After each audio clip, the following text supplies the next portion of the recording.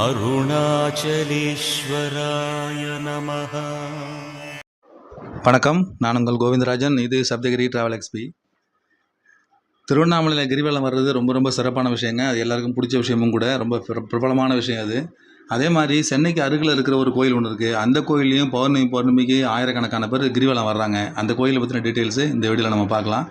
பல பேருக்கு இந்த கோயில் எங்கே இருக்குன்னு கூட தெரியாமல் இருக்கலாம். ஏன்னா எனக்கும் அந்த கோயிலை பற்றி இது முதல்ல தெரியாது. இந்த மாதிரி கிரிவலம் வர்ற கோயில் சென்னைக்கு பக்கத்தில் இருக்குதுன்னு சொல்லி கேள்விப்பட்ட பிறகு அதை விசாரிச்சுட்டு அங்கே போனோம்.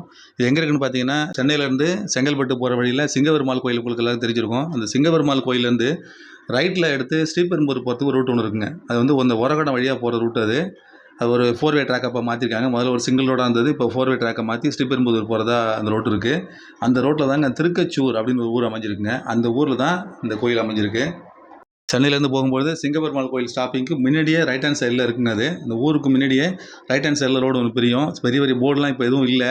ஸோ நீங்கள் கூகுள் மேப்பில் போட்டிங்கன்னா தெரியும். அதில் ஸ்ரீபெரும்புதூர் ரோடுன்னு கட்டாகணும் போட்டிருக்கும். அதில் நீங்கள் ரைட் எடுத்து போனீங்கன்னா ஃபஸ்ட்டில் ஒரு கேட் ஒன்று இருக்கும், ரயில்வே கேட்டு. அந்த கேட்டை கிராஸ் பண்ணி அந்தான போனீங்கன்னா ஒரு 1 கிலோமீட்டர் தூரம் போனோம்னா அதுக்கப்புறம் தான் அந்த 4-வே ட்ராக் ஆரம்பிக்குது. அந்த 4-வே ட்ராக் ஆரம்பிக்கிற இடத்துலையே நீங்கள் ரைட் ஹேண்ட் சைடில் ஆப்போசிட்டில் போங்க. ஆப்போசிட்டில் வர வழி இருக்குது பாருங்கள். அந்த அதில் சர்வீஸ் ரோடு எடுத்திங்கன்னா கொஞ்சம் தூரம் போனீங்கன்னா ஒரு 100 மீட்டர் போனோம்னா ரைட் ஹேண்ட் சைடில் பெரிய போர்டு ஒன்று இருக்குது. மருந்தீஸ்வரருக்கு ஆலயம் போகும் வழி எடுத்து சொல்லி பெரிய போர்டு வச்சுருக்காங்க. அதில் ரைட்டில் திரும்ப வேண்டியதாங்க. அதில் போனோம்னா ஒரு 2 கிலோமீட்டர் தூரம் போனோம்னா அந்த கோயில் அடையலாம். இது வந்து அந்த மருந்தீஸ்வரர் கோயில் போகிற வழி இது. அது இல்லாமல் அந்த ஊருக்குள்ளே கச்சபேஸ்வரர் அப்படின்னு ஒரு தலம் இருக்குது. சிவன் வந்து இந்த சிவன் இந்த இடத்துல 2 கோயில் அருள் பாலிக்கிறாரு. ஒன்று ஊருக்குள்ளே இருக்கிற சிவன் கோயில், அது வந்து கச்சபேஸ்வரர் சுவாமி. அதுக்கப்புறம் மலையடிவாரத்தில் இருக்கிறவர் மருந்தீஸ்வரர் அப்படிங்கிற பேரில் 2 இடத்துலையுமே சிவபெருமான் அருள் பாலிக்கிறாரு. இந்த திருக்கச்சூரில் 2 சிவன் கோயில் இருக்குங்க. ஊருக்குள்ளே இருக்கிறது, ஊருக்கு நடுவில் இருக்கிறது கச்சபேஸ்வரர் திருக்கோயில். இங்குள்ள தியாகராஜ சுவாமிகள் வந்து திருமாலாலேயே வழிபடப்பட்டவருங்க அவர்.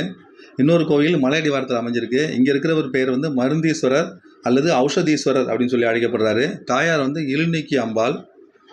கீழே உள்ள கச்சபேஸ்வரர் கோயிலோட வரலாறு என்னென்னு பார்த்தீங்கன்னா, நாயன்மார்களில் மிக மிக முக்கியமான சுந்தரமூர்த்தி நாயனார் இந்த கோயிலுக்கு வந்தபோது அவருக்காக சிவபெருமானை பிச்சை எடுத்துகிட்டு வந்து அவருடைய பசி ஆற்றிய தலம் தாங்க இந்த கோவில்.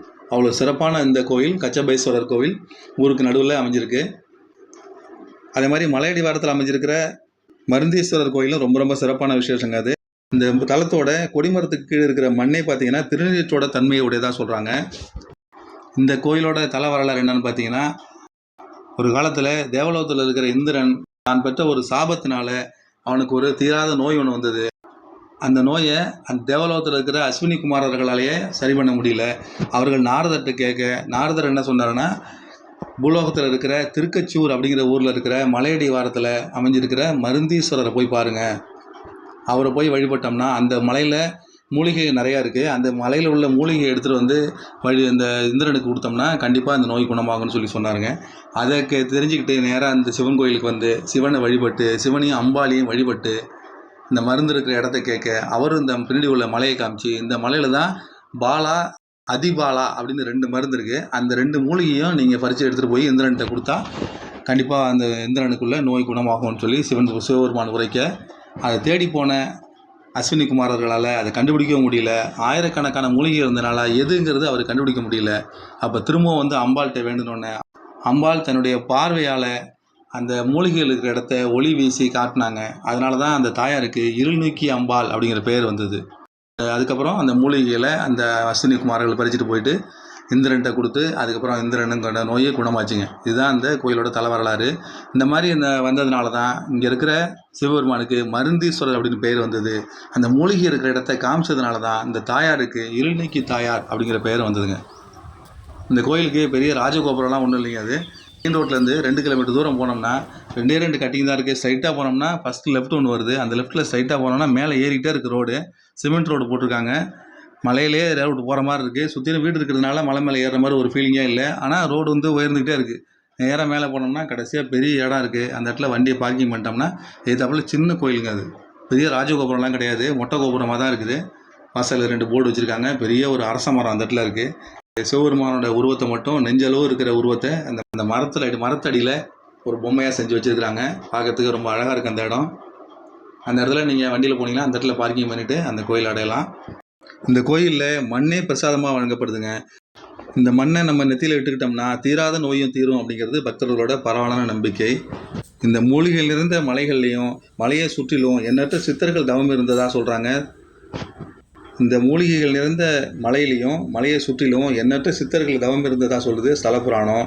இன்றைக்கி சித்தர்கள்லாம் சிவபூஜை செய்கிறதுக்கு சூட்சமமாக உலகிட்டு தான் இருக்காங்க அப்படிங்கிறது பொதுவான நம்பிக்கை. பௌர்ணமி அன்னைக்கு இவர்களால் நல்ல அதிர்வுகள் ஏற்படுது அப்படிங்கிறதுனால தான் பௌர்ணமி கிரிவலம் ரொம்ப ரொம்ப பிரபலமாக இந்த கோயிலில் நடந்துகிட்ருக்கு. இந்த கோயிலில் பௌர்ணமி அன்னைக்கு பார்த்திங்கன்னா இந்த மலையை சுற்றி கிரிவலம் வர்றதுக்கு பல்லாயிரக்கணக்கான பக்தர்கள் வர ஆரம்பிச்சிருக்காங்க.